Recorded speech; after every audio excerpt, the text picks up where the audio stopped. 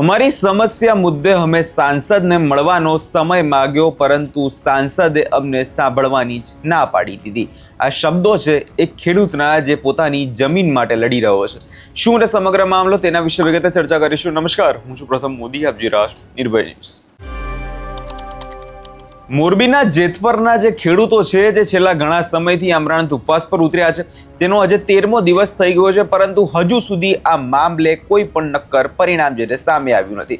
પરંતુ આ બધાની વચ્ચે જ્યારે ખેડૂત આગેવાન ત્યાં પહોંચે છે અને જેણે તે ધડાકો કર્યો છે તે સાંભળવા જેવો છે. કેમ કે તેમના દ્વારા કહેવામાં એવું આવી રહ્યું છે કે અમે અમારા સાંસદ અને ધારાસભ્યને અનેકવાર મળવાના પ્રયાસો કર્યા, પરંતુ એ લોકો અમને સાંભળવા તૈયાર જ નથી.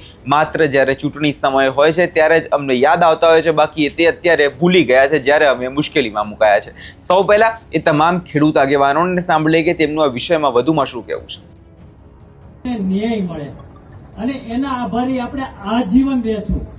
આજીવન. જ્યારે પહેલું આંદોલન થયું, આપણે અંગ્રેજોના શાસનમાંથી મુક્ત થયા અને જે આપણે અહિંસક લડાઈ હતી, ગાંધીજીએ લડ્યા હતા, એ જ લડાઈ અત્યારે અમારા મહેબૂબભાઈ અને નીરજભાઈ કરી રહ્યા છે.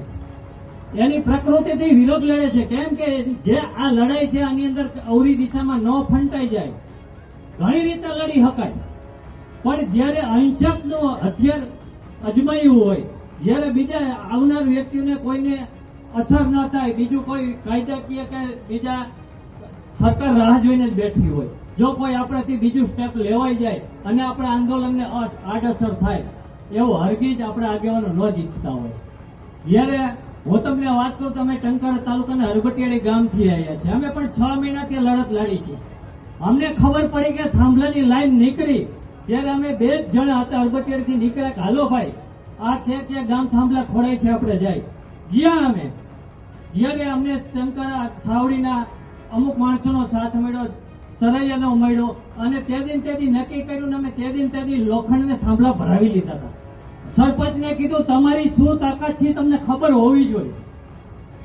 ગામને સરપંચને સરકાર જેટલી તાકાત હોય એટલી સત્તાઓ આપેલી, તમે તમારી સત્તાનો ઉપયોગ કરો અને સરકારને કહો અમારી શું સત્તા છે.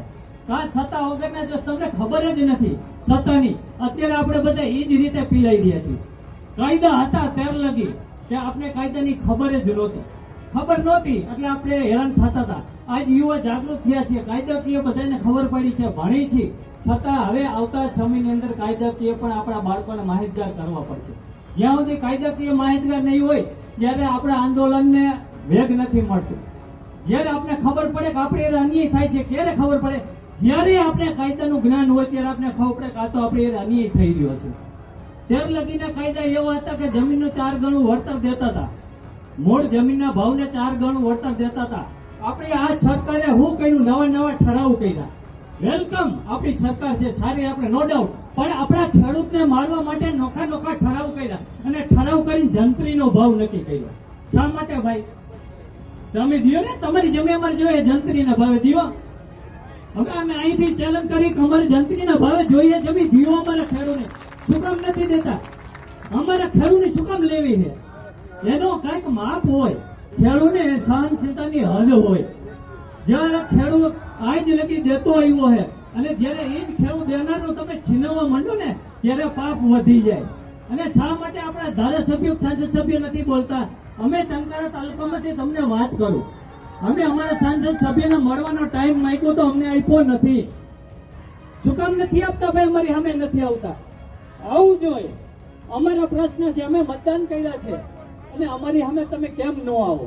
અમે બીજી વાર કીધું અમે સમિતિની સામે તમે આવો, નથી આવ્યા. શું કામ નથી આવ્યા? એને જવાબ દેવો પડે.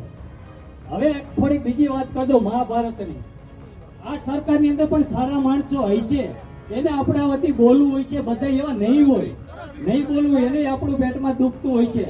પણ મહાભારતની કાળની અંદર કૌરવો ભેગા આપણા ઘણા ટોચ લેવલનું નેતૃત્વ હતું. ભીષ્મ પિતામહ હતા, ઘણા બધા એવા હતા કે જે ટોચ લેવલનું હતું અને છતાં એ બોલી નથી લઈ ગયા. કેમ કે એના અનાજમાં અનાજ પડી ગયું હતું, દુર્યોધનનું અનાજ પડી ગયું હતું, માટે બોલી નહોતા લઈ ગયા. તો આજે આપણે આ બધાને અનાજ પડી ગયું છે માટે બોલી નથી લાગતા. એનું મેન કારણ આ છે. એટલે એના માટે આપણે ધર્મની લડાઈ છે. જો ધર્મની લડાઈ ન હોત ને સાચી લડાઈ ન હોત ને તો અહીં સાધુ નો બેઠા હોત. આજ મારા સાધુ આજ ઇન્કલાબ નમસ્કાર. આ જેતપુરની આ ક્રાંતિવીરોની ધરતીને લાખ લાખ નમસ્કાર, લાખ લાખ વંદન. નમસ્કાર જેતપુરના આ ઉપવાસી છાવણીના આ ક્રાંતિવીરોને, આ ખેડૂત પુત્રોને, આ જગતાજને, આ ઉપવાસી છાવણીમાં બધા જ બેઠેલા અમારા ખેડૂત પુત્રો અને દીકરીઓને અમારા લાખ લાખ નમસ્કાર, લાખ લાખ ધન્યવાદ. નમસ્કાર એવા આ જેતપુર વાસીઓ અને એમની સાથે એમના સમર્થનમાં છેક બનાસકાંઠાથી અને આજુબાજુ દૂર દૂરથી પધારેલા તમામ જગતના દાતા, અન્નદાતા એવા ખેડૂતના દીકરા અને દીકરીઓને અમો આજરોજ રાજકોટ જિલ્લાના ઉપલેટા તાલુકાના ભાયાવદર ગામ, મોટી પાનેલી ગામ અને કોલકી ગામના લગભગ અંદાજે 70 જેટલા ખેડૂતો સવારે 4 કલાકથી નીકળી અને આ ક્રાંતિની ધરતી, આ ક્રાંતિવીરોને સમર્થન માટે અહીંયા પધાર્યા છીએ. ના કોઈ પક્ષ, ના કોઈ વાત, ના કોઈ વિવાદ, ગાંધી ચિંધ્યા માર્ગે ચાલતા આ આંદોલનનો પડઘો સમગ્ર ગુજરાતમાં આજે પસરી રહ્યો છે. ત્યારે અમારી ફરજ સમજી, આમ તો ગુજરાતના 55 લાખ ખેડૂતના ઘર છે, 55 લાખ મિત્રો ખેડૂત ઘર છે. તમે હિસાબ કરો, 4 ની વસ્તી ગણો તો 2.25 કરોડ ઉપરાંતની જનસંખ્યા ફક્ત ને ફક્ત ખેડૂતોની. અને એમના પ્રતિનિધિ તરીકે આ નાનકડું એવું જેતપુર ગ્રામ આજે ક્રાંતિના મંડાણ કરી બેઠું છે. અને સાથોસાથ આ ઉપવાસી જે ક્રાંતિવીરો બેઠા છે એમને પણ આપણે લાખ લાખ ધન્યવાદ આપવા ઘટે. અને હવે રહી વાત વીજ લાઇનની અને વીજ પોલની, તો ન્યૂઝપેપરમાં અને એવું ફસાવવામાં આવે છે કે કિસાનો વિકાસના વિરોધી છે. તો મારે અહીંયાથી જાહેર મંચ પરથી કેવું છે કે મિત્રો, ખેડૂતનો દીકરો, જગતનો તાત બધા આપવામાં જ સમજો, ક્યારે એનો હાથ લેવામાં ના હોય.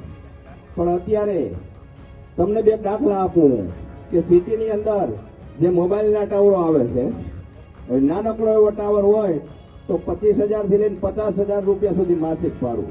કોઈ કંપનીએ મફત માંગ્યું? સિટીના એપાર્ટમેન્ટની અગાસી કે ગ્રામ્ય વિસ્તારના પ્લોટ કોઈએ મફત માંગ્યા ને કોઈએ દીધા. ઇવન તમે જ્યારે અત્યારે એરપોર્ટ ઉપર જાઓ છો, પછી રાજકોટનું એરપોર્ટ હોય, કેશોદનું એરપોર્ટ નાના સેન્ટરનું હોય, તો મિનિમમ ટેક્સીનું 1 કલાકનું 200 થી 400 રૂપિયા ખાલી તમારે સાધન ઊભું રાખવાના. 1 કલાકના 200 થી 400 રૂપિયા. કોઈએ વિરોધ કર્યો? તો આ ખેડૂતોને એમની માતા સમાન જમીન, એમની ઉપજની ધરોહર, એમનો પરસેવાની કમાણી, એમના સપનાઓ અને એમના દીકરા દીકરીઓની એક જે આવા ટાઈટ તડકાની અંદર ખેડૂતો મહેનત કરતા હોય, વીજ પોલ નાખો પણ એનું તમે અમને વળતર આપો અથવા ભાડું આપો અને એની ચોખવટ ટૂંક સમયમાં કરો. હવે આપણો કાકાનો દીકરો બાજુમાં રહેતા હોય ને આપણા ફળિયામાં બાજુમાં 1 દી મોટર રાખે, 2 દી મોટર રાખે, 3 દી કઈ ભાઈ તારી વ્યવસ્થા કરીએ, કહી દઈએ ને આપણે હગાભાઈને પણ આપણે માલિકી છે આપણે કહી શકી. તો આ અન્યાયી સરકાર ખેડૂતોને કોઈ વાત ના સાંભળે, કોઈ નોટિસ ના આપે, એમના ઉભા પાકમાં ખેદાન મેદાન કરી નાખે, તો આ ખેડૂત પુત્રનું લોહી ઉકળે કે ના ઉકળે? છતાં અમે કીધું ને, અન્નદાતા છે, ખેડૂત પુત્ર છે, દેવામાં સમજો. એટલે આ ગાંધી ચિંધ્યા માર્ગે આજે અહીંયા બેઠા છે ઉપલા સ્થળે. આવા ધોમ કરતા તાતમાં એ અન્નદાતા છે, જગતનો તાત છે, બધું સમજે છે, પણ એમની વાત આપણે સાંભળવી જોઈએ. અને ખેડૂતોને ઘણો બધો અન્યાય થાય છે, ઘણી બાબતમાં થાય છે, આજથી નહીં ઘણા સમયથી થતો આવે છે. કેમ બોલવું એ હવે અમે તમારી પાસેથી શીખ્યા. અને છાવણીમાં બેઠા એને મારા દંડવત પ્રણામ. મિત્રો, બીજી તો મને આમાં કઈ ખબર નથી પડતી. પક્ષીની પાંખો કાપી નાખો ને, પક્ષી ઉડી ન શકે. તમે એને મત દો છો, એના ધારાસભ્યોને કાપો.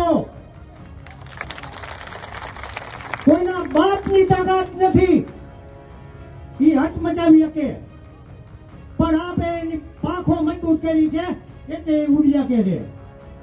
તમે આ મારા શબ્દો કાનમાં લેજો. જો ભાઈ, હું તમને એક અંગત વાત કરું છું, મને બોલતા આવડતું નથી, પણ મારી આ વેદના છે હું તમને કહું છું. એ જીતશે ને તો એનું બધું હાલ છે. તમને ઝુકારવાના નહીં. પણ 27 ની ચૂંટણી આવી રહી છે, તમે ધ્યાનમાં રાખજો. ઓલ ગુજરાતને કહું છું, આખા ગુજરાતને કહું છું, આ જેતપર ગામનું એકનું આંદોલન નથી, આખા ગુજરાતનું છે. તમે જ્યાં સુધી સપોર્ટ નહીં કરો ત્યાં સુધી આ દેશ આગળ નહીં આવે. તમારા સપોર્ટની જરૂર છે. હું તો તમને ક્યાં સુધી કહું છું, જેતપરવાના કરે છે, આપણે શું અહીંયા બેસે. અરે ભાઈ, બધુંય તમારું ભેરવાઈ જવાનું. હું તમને ખરેખર કહું છું, વિચારજો, એની પાંખો કાપો. જો આમાં ન માને તો 27 ની ચૂંટણીમાં તૈયાર રહેજો. એક પણ મતદાતાની જો ખેડૂતના પેટમાં હોય તો તમે મત દ્યો છો એટલે તમને ઝુકાવે છે. એની પાંખો કાપો. મકાન તમારું, દિવાલ તમારી, મીટરની લોકોનું ને પૈસા મીટર ભાડું લે છે તમારી પાસે. મરી જવું પડે, મરી. મકાન તમારું, દિવાલમાં મીટર ઈ ઠોકે અને ઈ ભાડું માગે તમારી પાસે. કાંઈ વાંધો નહીં, હાલો મોબાઈલ રિચાર્જ કરો, પેલા પૈસા માગે. આ જીઓ, આ રિલાયન્સ, હાલો આપણે એને પૈસા આપ્યા, પેલા પૈસા આપ્યા. ચાલો આ ટીવીમાં જોવું હોય, પેલા પૈસા ભરો. અરે ભાઈ, હાલો એને મુબારક. હોસ્પિટલમાં દાખલ થવું છે, પેલા પૈસા ભરો. અરે ભાઈ, તોય મુબારક. છોકરાઓને ભણવા મૂકવા છે, પેલા પૈસા ભરો, તોય મુબારક. આ સ્માર્ટ મીટર આવી રહ્યા છે, પેલા પૈસા ભરો, પછી લાય. અરે મોદી સાહેબ, આ દેશને ક્યાં લઈ જાવ છો તમે? મારા વેદના તો સાંભળો. અમને કોઈ એડવાન્સ પૈસા નથી આપતા. અમે જાય અમે ક્યાંથી પૈસા કાઢી? હવે તમે આવ્યો છો, અમારી છાતી ઉપર થાંભલા નાખો છો. મર્યાદા રાખો, મર્યાદા શરમ કરો. મોદી સાહેબ,